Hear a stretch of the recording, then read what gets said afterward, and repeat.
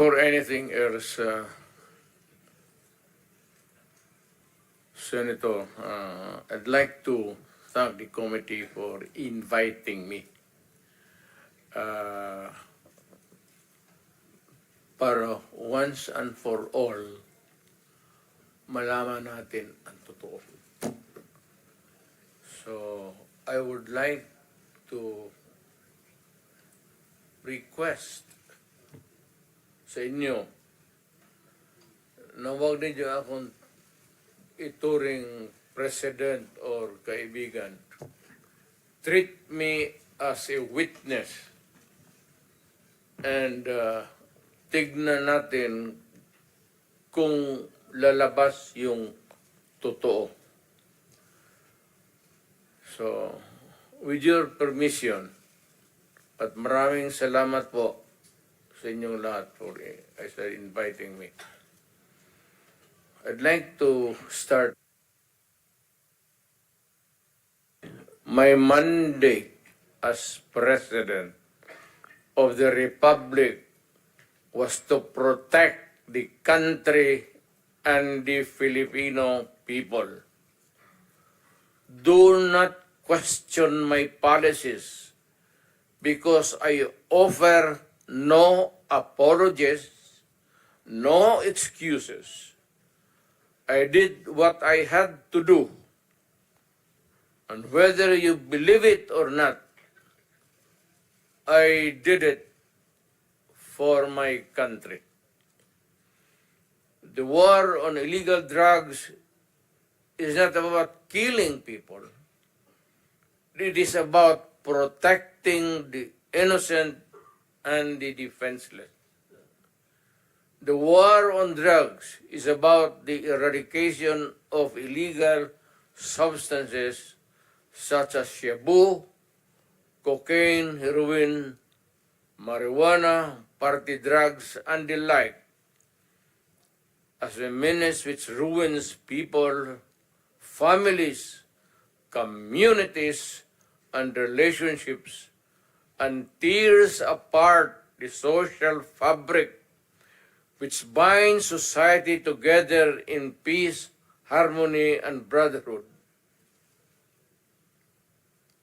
It is not unlike slogans which serves as calls for a better future, such as the war on waste, war on corruption, and war against climate change. I have always viewed people addicted to illegal drugs as victims and patients requiring medical help and not as criminals. That is why when the war on drugs slogan came into being, coined first as a message to the people of Davao City to stay away from illegal drugs. But at the same time, I had a drug rehabilitation facility constructed in Davao City, a city government expense, manned by Davao City government doctors, psychiatrists, nurses, and health workers, among others, to look after the complete rehabilitation of those addicted to illegal drugs. I believe then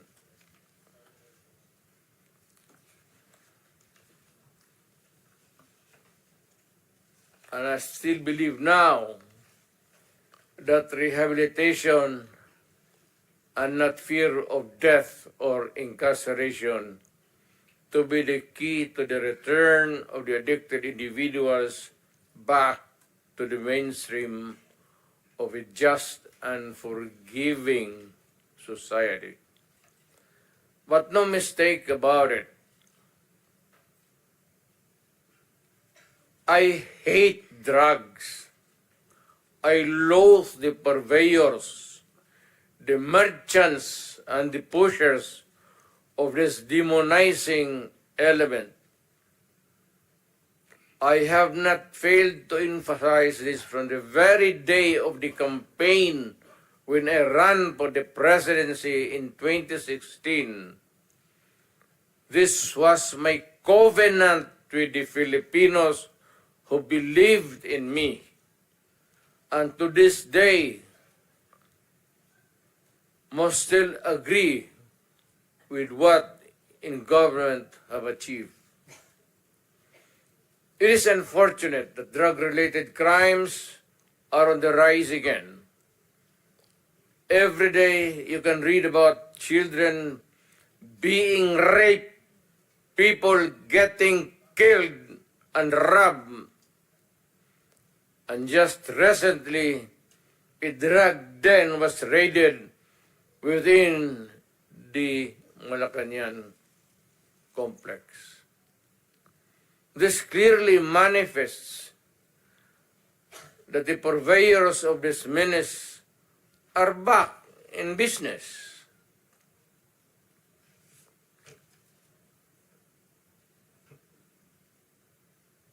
Ano? Go ahead. The Filipinos are anxious and distressed. Self-preservation is still the first law of nature. It is instinct. It is recognized in our laws as self-defense. That is why I have always told the police authorities and operatives to be mindful of this basic law of nature.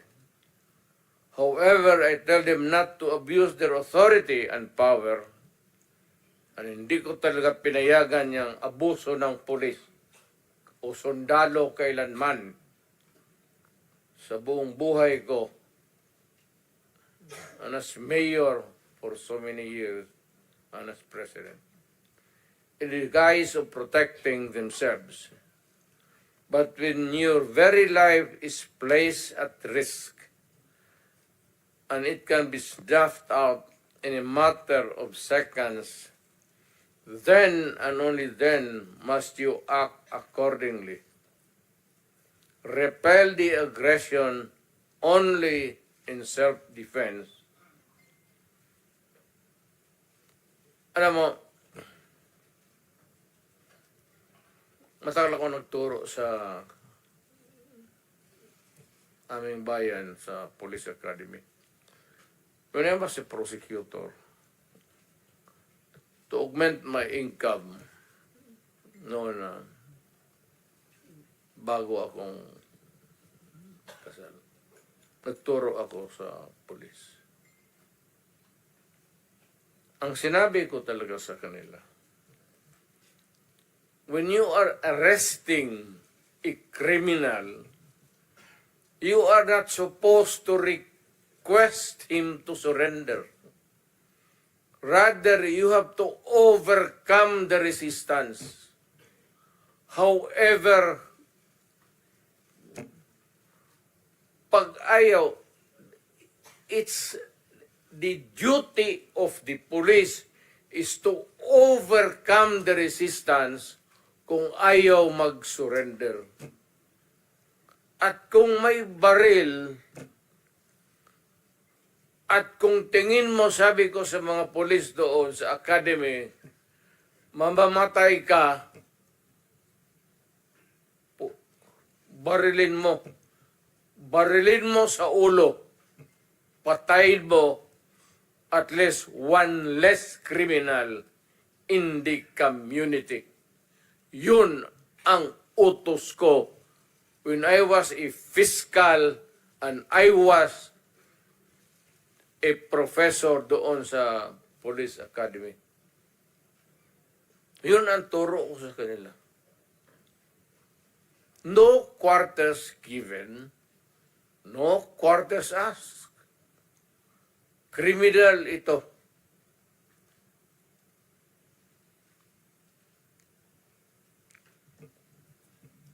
Repel the aggression only in self-defense. Do not make orphans of your children and widows of your wives. I don't want that in my conscience. as mayor and president. Hindi ko mabigat yan sa konsensya ko. I have warned, but before that, my job as president was never easy, and it was not meant to be. I have tried to do the best I can to address the problem of illegal drugs firmly and without compromise. For all of its successes and shortcomings, I alone take full legal responsibility sa lahat na nagawa ng mga pulis pursuant to my order. Ako ang managot. At ako ang makulong. Huwag yung pulis na sumunod sa order ko. Kawawa naman, nagtatrabaho lang. Yun ang gusto kong sabihin sa Pilipino at mabutit niyaya ninyo ako dito. Once and for all, yan ang gusto kong sabihin sa tao.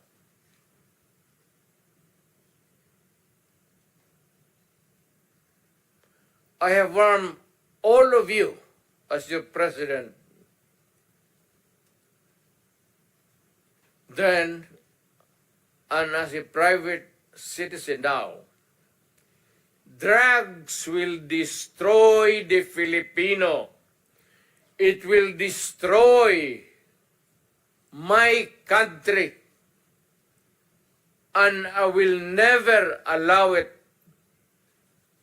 Baski ako empleyado sa gobyerno o private citizen, I will do what is necessary to protect my country, my community, at yung mga anak natin. This is a matter of principle. At papagkamatayan ko yan. Maraming salamat. I'm ready to answer your question. Thank you, Mr. President.